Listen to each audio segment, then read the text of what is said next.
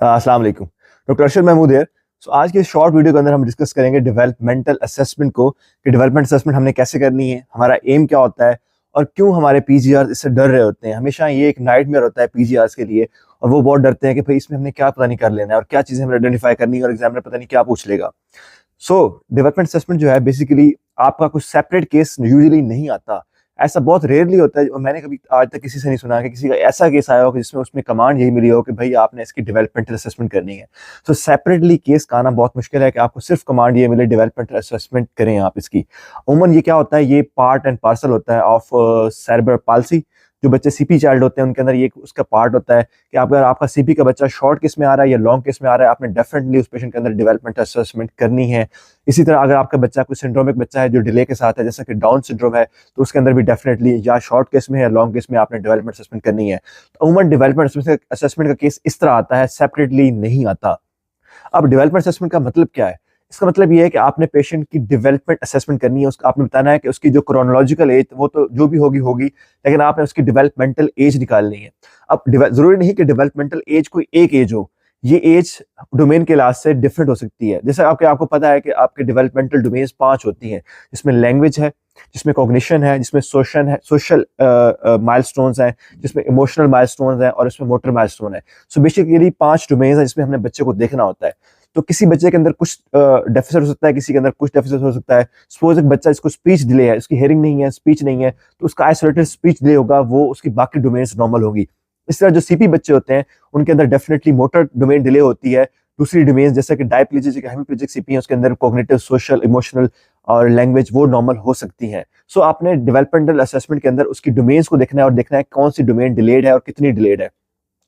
अब जब भी आप डेवलपमेंट असेसमेंट में कोई किसी डोमेन की एज बताएंगे तो आपने वो एज हमेशा उसकी एज जो है वो बतानी है विद इन रेंज। सपोज एक बच्चा, अगर मैंने डेवलपमेंट असेसमेंट उस बच्चे की है और उसकी जो है वो वॉकिंग अचीव हो चुकी है, तो मैं भेजूंगा कि बताऊंगा कि इस बच्चे की जो मोटर माइलस्टोन की एज है वो 12 to 15 मंथ्स है।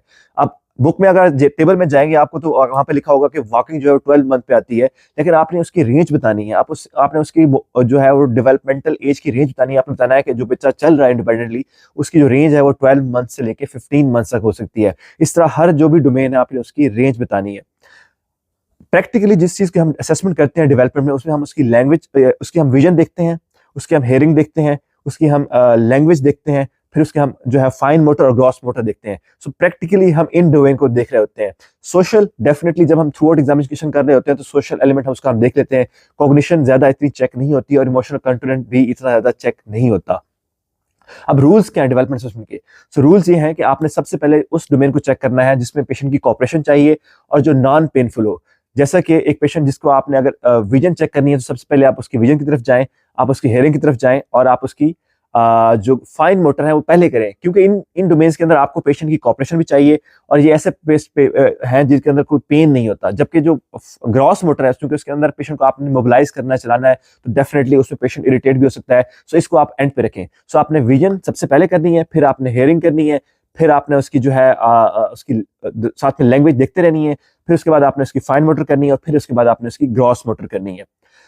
अब जो डेवलपमेंट की, जब भी आप डेवलपमेंट असेसमेंट करते हैं तो एक ग्रॉस चेकअप के बाद आपने देख लेना है कि पेशेंट के अंदर करंटली क्या है, उसकी डेवलपमेंट क्या है। सपोज एक पेशेंट अगर बैठा हुआ है तो आपने उससे एक स्टेप आगे चलना है। अगर एक पेशेंट आपको नजर आता है कि बैठा हुआ है तो आपने उसको खड़ा करके जो है स्पोर्ट से खड़ा करने की कोशिश करनी है या क्रॉलिंग की कोशिश करनी है। मतलब ये है कि आपने जो भी पेशेंट को आप ग्रॉसली लग रहा है कि उसने यार ये इस डेवलपमेंटल स्टेज के ऊपर है, तो आपने कोशिश करनी है कि जब डेवलपमेंट असेसमेंट करें तो आपने उससे आगे नेक्स्ट स्टेज में जाना है। खासकर ये चीज मोटर के लिए है। अगर बच्चा क्रॉलिंग कर रहा है तो आपने उसको स्पोर्ट के साथ खड़ा कराना है। अगर एक बच्चा स्पोर्ट से खड़ा हुआ है तो आपने उसको चलाने की कोशिश करनी है। अगर एक बच्चा चल रहा है तो आपने उसको भगाने की कोशिश करनी है। आपने डेफिनेटली एक स्टेप आगे जाकर उसको डेवलपमेंटल असेसमेंट करनी है। डेवलपमेंट असेसमेंट अगर छोटा बच्चा है, जैसे कि अगर बच्चे की एज कोई 1 साल है, 1.5 साल है, तो कोशिश करें कि उसको मदर की लैब के अंदर करें, वहां बच्चे कंफर्टेबल होते हैं। आपने जाते ही पेशेंट कपड़े नहीं उतारने, कपड़े उतारेंगे पेशेंट अनकंफर्टेबल होगा, आपका सारा एग्जामिनेशन वहीं पे खत्म हो जाएगा। डेवलपमेंट असेसमेंट आपने पेशेंट के लेवल पे करनी है। सपोज अगर एक माँ नीचे बैठी हुई है और आप खड़े होकर कर रहे हैं डेवलपमेंट असेसमेंट, तो डेफिनेटली बच्चा आप उससे लेवल से बच्चे के ऊपर है तो वो आपके साथ कॉपरेट नहीं कर पाएगा। तो आप बेशक झुक जाए, नीचे बैठ जाए, आपने पेशेंट के लेवल पे आके डेवलपमेंटल असेसमेंट करनी है, क्योंकि उस लेवल पे आके ही पेशेंट जो है आपके साथ कॉपरेट करेगा और वो चीजें देखेगा और करेगा।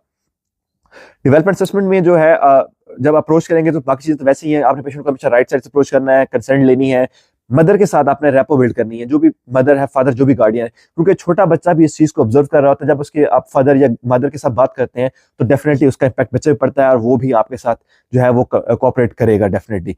इस तरह आपने उसकी जो है वो कम्युनिकेशन स्किल्स जो है वो बच्चे के साथ भी उसके साथ इंटरेक्ट करना है और कोशिश करनी है कि बच्चे के साथ भी उसकी जो है ना वो कम्युनिकेशन करनी है थ्रू आउट द एग्जामिनेशन। अच्छा, इसके बाद जो है अब हम चलते हैं स्टेप बाय स्टेप चीज़ों की तरफ कि हमने कैसे इसको लेके चलना है। तो सबसे पहले जो हमारी चीज़ है वो है हमारी सबसे पहले जो चीज़ हम देखनी है वो है उसकी विजन। तो विजन के लिए क्या करना है, उसमें दो ही चीज़ें हम देखनी है, फिक्सेशन एंड फॉलो। क्या ये पेशेंट के अंदर है कि नहीं है। जो फाइन विजन डिटेल है, जैसे कि उसकी कलर विजन है या फिर विजुअल एक्यूटी है, वो यूजुअली परफॉर्म नहीं होती, तो हम उसमें सिर्फ फिक्सेशन एंड फॉलो देख रहे होते हैं। तो उसके लिए आपके पास ट्रायज होने चाहिए, कलरफुल ट्रायज हो, आप पेशेंट के सामने लेके जाएं और देखें क्या वो फिक्स कर रहा है कि नहीं। जब पेशेंट फिक्स कर रहा हो तो फिर आपने उसको मूव करना है साइड बाय साइड और देखना है क्या वो उसको फॉलो कर रहा है कि नहीं। तो इसी पे आपने विजन पे कमेंट करना है। तो अगर हम ग्रॉसली देखें तो फिक्सेशन जो है वो बर्थ पे आ जाती है, जो कि फॉलोइंग, अगर इसके लिए फॉर्मूला ये है कि 6, 3 और 6 का याद रखना है आपने। 6 वीक पे आपका बच्चा जो है वो 90 डिग्री तक फॉलो करता है। अब मेरा यहाँ से अगर लें तो 90 डिग्री यहाँ से यहाँ तक बनता है, 45 इधर 45 इधर। सो 90 डिग्री तक वो चीजों को फॉलो करेगा 6 वीक पे। 3 मंथ्स पे बच्चा जो है वो 180 डिग्री, मतलब 90 डिग्री यहाँ से यहाँ और यहाँ से यहाँ। सो यहाँ तक वो फॉलो करेगा आपका 6 मंथ्स 3 मंथ्स के ऊपर। और 6 मंथ्स पे वो पूरा पूरा जो है 180 डिग्री दोनों साइड मूव करेगा, तो 360 डिग्री तक जो है वो 6 मंथ्स से बच्चा फॉलो कर लेता है। सो वीएन पे आपने कमेंट कर लिया कि बच्चा फिक्स कर रहा है कि नहीं और फॉलो कितना कर रहा है। डेफिनेटली इससे आगे फिर आपको विजुअल एक्यूटी और वो सारी चीजें चाहिए होंगी। नेक्स्ट हियरिंग है, तो हियरिंग के लिए आपके पास इंस्ट्रूमेंट क्या, रेटल होना चाहिए। रेटल को आपने क्या सबसे पहले एक फ्रंट पे बंदा आएगा और वो उसके साथ उसको डिस्ट्रैक्ट करेगा, और रेटल को आपने बच्चे की विजन फील्ड ऑफ विजन से बाहर जाके उसको जो है उसको आपने उसको मूव करना है। यूजुअली हम क्या करते हैं कि 3 फीट या 1 मीटर का डिस्टेंस लेते हैं और वहां पे उसकी साउंड प्रोड्यूस करते हैं और उसको फिर हम देखते हैं कि पेशेंट में क्या उससे चेंज आ रही है। उसमें 3 चीजें हो सकती हैं, या तो पेशेंट की एक्टिविटी जो है वो स्टॉप हो जाएगी जो भी चीज कर रहा है, या फिर पेशेंट का जो फेशियल गेस्चर है वो चेंज होगा, या फिर बच्चा जो है वो उस तरफ मूव करेगा, उस साउंड की तरफ मूव करेगा। तो आपने ग्रॉसली ये चेक करना है। उसके बाद 6 या 9 मंथ्स के बाद हम डिस्ट्रैक्शन ऑडियोमेट्री करते हैं, और 6 ईयर के बाद हम उसकी प्रॉपर प्योर टून ऑडियोमेट्री करते हैं। वो डेफिनेटली फॉर्मल टेस्ट हैं, वो उसके बाद होते हैं। तो आपने बस यही चीज करनी है। उसके बाद नेक्स्ट हम चेक करते हैं, उसके ऊपर हम चलते हैं फाइन मोटर के ऊपर। तो फाइन मोटर में आपने छोटे बच्चे के अंदर चेक करनी है पिंसल ग्रैप, और बड़े बच्चे के अंदर फिर आपने जो है उसकी स्क्रिबलिंग चेक करनी है और उसके जो ब्लॉक्स हैं वो चेक करने हैं। तो आपके लिए इसमें आपके पास एक पेपर होना चाहिए, आपके पास एक पेन होना चाहिए, आपके पास ब्लॉक्स होने चाहिए, और आपके पास छोटे मटीरियल जिसमें रेजन्स यानी किशमिश के दाने होते हैं वो भी होने चाहिए। सो पिंसल ग्रैप्स के लिए आपने उसको ऑफर करना है कोई चीज, ब्लॉक्स ऑफर कर दें। सो 6 महीने का जो बच्चा है वो चीज को पकड़ेगा और साथ को उसकी माउथरिंग करेगा। 7 मंथ पे बच्चा किसी चीज को पकड़ेगा और फिर अपने हैंड टू हैंड ट्रांसफर करेगा, और फिर उसके बाद आपकी पिंसल ग्रैप्स आ जाती है। पिंसल ग्रैप्स के लिए अपने छोटा ऑब्जेक्ट चाहिए, जैसे कि रेजन्स होते हैं, किशमिश के दाने होते हैं।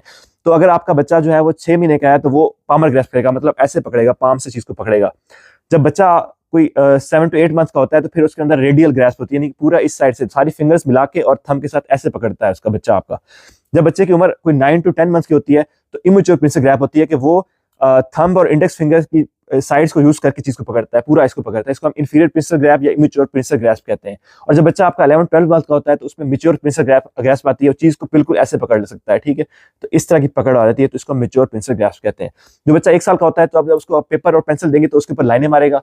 जब 2 साल का बच्चा होगा तो आप जब सीधी लाइन मारेंगे तो उसके साथ सीधी लाइन मारना शुरू कर देगा, और 3 साल के बच्चे में सर्कल ड्रॉ करेगा आपके, और 4 ईयर का बच्चा आपका स्क्वायर, और 5 ईयर का बच्चा आपका जो है रेक्टेंगल ड्रा करेगा। तो ये चीजें आपने करनी है। इस तरह ब्लॉक्स भी देखने हैं आपके यहाँ के 18 महीने का बच्चा आपके जो है अगर ब्लॉक्स जो है 3 ब्लॉक्स करता है, फिर 2 साल का बच्चा 6 ब्लॉक्स करता है, और 3 साल का बच्चा जो है वो 3 ब्लॉक की आपकी ब्रिज बनाता है। तो ये आपने याद कर लेनी है और इस चीज को आपने परफॉर्म भी कराना है।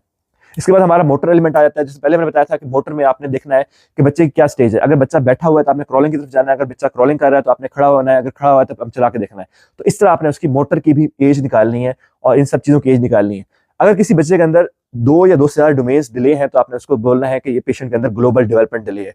एसोसिएटेड फीचर्स क्या हो सकते हैं, एसोसिएटेड एग्जामिनेशन क्या है, तो उसमें पेशेंट को आपने देखना है क्या वो मैलरिच तो नहीं है, मैलरिच में मोटर डिले होता है, क्या वो सिंड्रोमिक तो नहीं है, डाउन सिंड्रोम है उसमें डिले होता है, क्या वो सीपी तो नहीं है, सीपी के लिए आपने देख लेना है क्या उसके जॉइंट्स कंट्रैक्चर, स्पासिटी, टोनिसिटी, हाइपररिफ्लेक्सिया, लो एफसी। तो ये सारी चीजें आपके एसोसिएटेड एग्जामिनेशन में होती हैं। सो एक ब्रीफ ओवरव्यू है, इसको इंशाल्लाह हम प्रैक्टिकली भी नेक्स्ट वीडियो के अंदर करके दिखाएंगे।